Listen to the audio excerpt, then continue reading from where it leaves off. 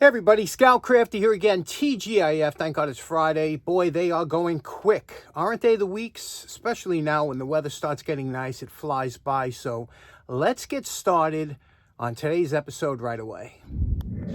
Okay, next up, I want to show you something I picked up on eBay that is pretty amazing to me. I was looking and I saw that nobody was bidding on this. And this was $6. Was $6 I paid for this, and it had $12 shipping. Anyway, the whole total came out to $20. And the reason I bid on this is because just the components itself, the case, the meter. It's got a beautiful vintage meter. It's got what appears to be a dimmer switch, and these panel lights, which have become increasingly more expensive, especially for the older ones. The switches, and it came with 3 of these lines here. Look at these, are the old type, the ones that are non-polarized, which are hard to find. And it also came with these type of connectors with the females. I could use it for multiple projects. The thing is, before I start tearing it apart, I said, I don't even know what this thing is. So I plugged it into my dim bulb tester, so I'm kind of safe. And it says access 120, cold 110, hot 0 to 120. I don't know what any of this means, so I looked over here, just gave a quick glance, and then it's got some kind of chart here. You see that I guess shows positions. Whoever did this probably knew what he was doing. I have no idea. And then in the back, I checked out the back. Inside, it looks like it was done well. There's nothing. So, like I said, I have it here. I'm going to test it out just to see what happens here. So I plugged it in here. I have a bulb over here just to see what kind of voltage. So when I turn on, this is the main. It's listed. Plugged it in. So when I throw the main on, you see I got power, right? I got some power to this bulb, this light wattage bulb. But you can see what happens when I flip this switch. That bulb gets brighter. Right, and this, I have nothing here. There's a switch here, hot meter, kill. So it's not dimming that bulb, so I don't know what this does. It's not lighting up this light here, and there is a load over there. And I'm just playing with this thing. It's got an indicator light here. I don't know what this is. Yeah, interesting, right? Would you have purchased it? Do you think it was worth $6? Just for the, and it has a cool factor too, to it also, right? But does anybody know what the cold and hot, do you think that would be? I know my buddy Marcel in Germany, he knows a lot about crazy electrical stuff, so, but interesting, isn't it? What do you think about this? $6, eBay. Okay, so now I'm starting to salvage these parts, and I'm cutting off the leads to each part so I can take them out individually. But I want to show you something. As I'm cutting, I want to show you why I don't and never have like crimp connectors. I want you to take a look at that crimp connector right there that's on the meter. Can you see that right there? Now watch this. This is why I don't like them. Watch. You see how it's loose in there? I never like these crimp connectors because they might be tight at one moment, but they loosen up over. I just never like them. I don't know why. I prefer a solder connection. Okay, so here is some of the array of switches and lights that I got out of that box. And you can see it's a nice array of assortment here. These switches, these plugs rather, very interesting to me because I know I've seen them before, but I can't remember where or for what use. And you can see here they're polarized. You can see it's polarized. It's got one thick blade, one thin blade. Here is the female or the socket, and what you would do is you plug it in like this. This also has a protruding little pin over here. Okay, this one's not as protruding as some of the others. Some of the others stick out quite a bit more. This little top piece, and it won't go in. I don't know what that's for, unless when it goes in, maybe it stops it from moving down on here. I don't know. Maybe some of you have worked with those before. Let me know in the comments. Interesting though. Also, here is the plate that came off. You see, we only have two left to take off, but I always find this interesting.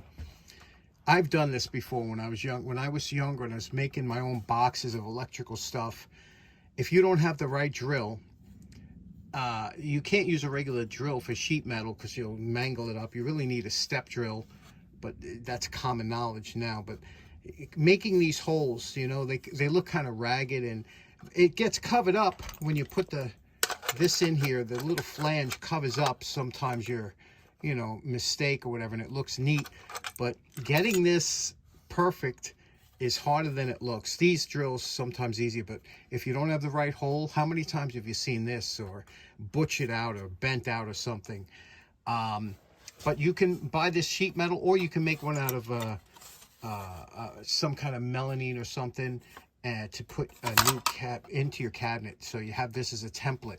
But I want to check out this voltmeter and this dimmer switch to see if they work. Now this is where I start to have a little bit of fun here. I wanted to make sure that this voltmeter works, so I hooked it up separately. Now I have it running to this bulb. This is a rough service 100-watt bulb. I'm going to turn it on. To turn on these dimmers, you push it in, and you could see we have light here, and then I can adjust the brightness of the light. It's hard to see, but I have it up and down, and you'll really see it. Now I could turn the meter on with the switch here. He probably had that switch because the meter only goes up to 100 volts, and if you were going to run 120, you would have to cut that meter out because you don't want to peg the needle. So I have it, you can see I have it barely lit here. I'm going to turn it on. Let's see how many. We have 40 volts going through the line right now. Now I'm going to bring it up a little bit, and you'll see the bulb will lighten as I bring this up, and you can see where it's 60. Look how smooth that meter is. You see that? They call that dampened, I think, and look at that. That's just beautiful. Now bring it up. That's right there. We don't want to go any further than that. That's 100 volts.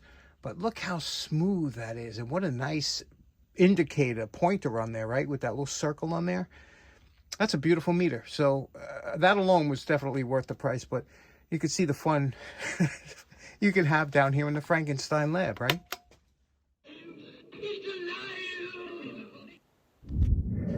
Okay, next up, real quick, this Weller soldering kit sent over by Carrie Cersei.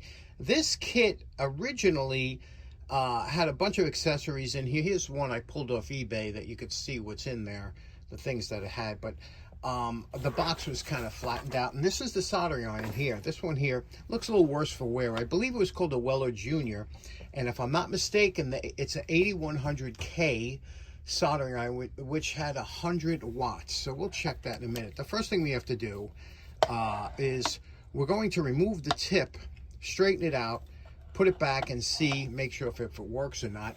These tips are copper, and they do get bent up very easy, but you can easily unbend them, and I'll show you how. You just take a small wrench here. We'll open that up and pull the tip out. We always love when we can use an ignition wrench, right, to work on something, but you'll see these will come right out, and then this tip will pull out, and from there. Okay, now this is what it looks like when it comes out, okay? The two nuts, you see how it goes in, and it's bent around there. You see that? Those two, and that'll hold it against. There's two holes on the side, and that pulls it against it. It has to be tight. For the heat to transfer between the heating elements and this tip, it has to be tight, and that's a problem. A lot of them aren't tight. So let's straighten this out, and we'll do that here. And you could do it with a pair of pliers and gently bend this back into shape, but it's copper, so it bends very easily. Now make sure you clean up the tips where this is going to touch. Take away any, you can use Scotch-Brite, steel wool, wire brush, anything you want. Now when you kind of get the tip back to the way it should look, it looks kind of like this when they're new. And then we'll put the tip back in, and we'll plug it in, give it a try. Okay, we're going to plug it in here. It's plugged in. I'm going to squeeze the trigger, look for the light. No light here. Oh, the bulb is loose. Okay, the bulb was loose. We tightened it up. There we go. Bulb works now, you see? It's lit up. And I could smell it. It's hot already. I could smell it. So I'm going to get some solder and solder. I'm not sure. We'll just quickly tin the tip. Okay, to retin the tip here, what we're going to do, we have our soldering flux here. Going to put a little on the flux. You see how quickly it heats up here. And then we'll melt some solder on here. And put it up, check it out here. If the smoke is blowing right in your nose, it's doing its job. Okay. There we go. This is, like I said, it's supposed to be 100 watts. We'll check it out. There we go. I'm going to check it out now on the kilowatt. And you can see we have a nice solder joint there. When you're finished, always put some solder on your iron to leave it. And that's the way you leave it, just like that. Leave it for the next job. 100 watt. I left on there a little bit long, hit the insulation, but you can see it did a good job in soldering the connection. And there we go. Nice working Weller Junior. Little Plastex brings this right back, right? Look how nice these are. They clean up real well. If you find these at a flea market for $3, $5, you can't pass them by. I mean, they come in so handy for so many things. Really nice unit. Weller makes a great soldering iron. What do you think about that? Okay, next up, last week I showed how to sharpen and put back in service some of these hole punches, usually leather punches, but you could use them for any material. A lot of people enjoyed that. My good buddy Ed Buckley, Ed is a master mechanic. Ed said years ago we used to make our own punches, and I learned this in Scouts, and Ed's 100% right. You can make a punch out of any tubular material you have. It's best to use a thin wall if you have it, like this piece of conduit. And I'm going to show you, we're going to make it quick. If you need to make an let's say we needed a small washer, okay, out of either leather, or I'm going to show you on my vinyl. I'm going to show you how you can make one. This is a piece of EMT, right? Is that EMT? It's electrical conduit, very cheap. If I find this in the garbage in a good length, 3 feet, 4, I grab it. I use this for so many things, but let's make a quick punch out of this here. Now, normally you could cut this in half or whatever. I'm going to leave it the full length, and we're going to sharpen the edge here. And let's. Now, I'm going to use a belt sander because I just love this machine. If you don't have one of these machines in your shop, do not laugh at this machine, right? A lot of guys in the beginning of tool restorations, when I used to talk about this, they would say, kind of a cheap machine. Best damn machine in my shop, I think. I love this thing. So definitely worth getting. So I'm going to use this here, and basically you want a pretty square edge on here. So we'll do it this way first to make sure that it's square, and then I'm going to address it like this and put a bevel on the edge here. That's all we have to do. And this is a 120 belt, and then I'll finish it off with a little bit finer belt to give it a nice smooth edge. The smoother the edge, the easier it pierces through. And we're just going to sharpen this. That's all we're going to do. See that little burr in there? We'll get rid of all that there, and I'll show you what it looks like. Now, I just squared off the edge. If you have a little burr in here and you could feel it, just take a round file and just go in here and take that burr out of there. Just go spin it around. Take that burr out of there before you try and sharpen the outside. You don't want any burr on the inside of that pipe, see? Now that that's nice and smooth in there, you can stick your finger in. Now we're going to address the outside.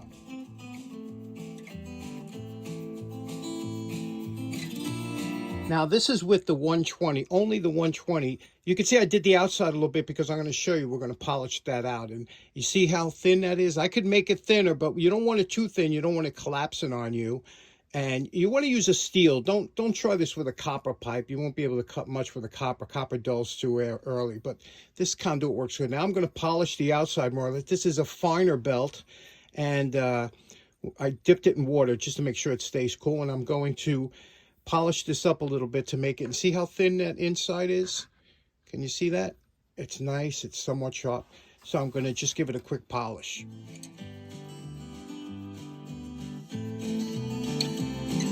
Okay, there we go. We polish it out a little bit. Looks nice. The smoother it is, the smoother it will work. You see the thickness here. We have it's nice and thin, sharp, feels sharp. Now, again, end grain. If you're just doing end grain is really important. Don't do it on the side of the wood. Do it on the end of the wood. Get to a small piece of wood. It's much better for the tip here. Now, I'm going to go through this vinyl this pretty thick here. This one, I just want to make a washer, like I said. So we're going to put it here. It's going to have to wrap a couple times because it's pretty thick. So let me just wrap this down here, and I'm going to hit the back.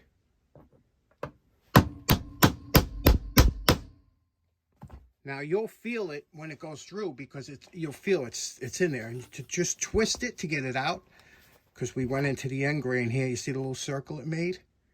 And here is the punch. Look at that nice hole we made in there, right? Now here's the washer. Let's say we want to make that washer I was telling you about. We're going to dig this out of here, and I'll show you. We'll make a washer. Now we'll take our smaller punch to make the inside hole. Getting it centered is a little tricky. You know, you have to have a good eye for it, but we'll try and get it somewhat centered here. That looks about right. Right? There you go. You see we went through here. And there's our washer.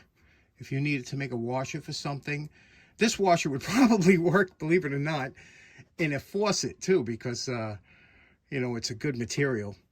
So what do you think? This is the kind of thing you show your grandson, and he thinks you're a wizard.